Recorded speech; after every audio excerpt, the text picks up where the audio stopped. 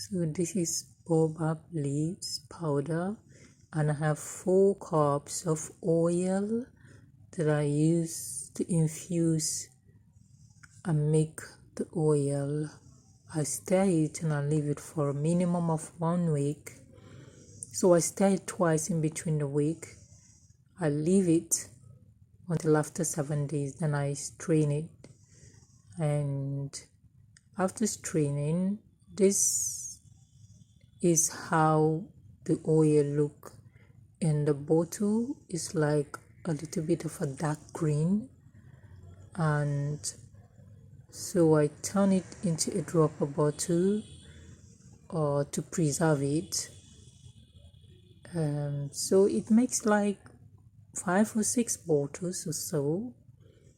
I have this oil. That's the look.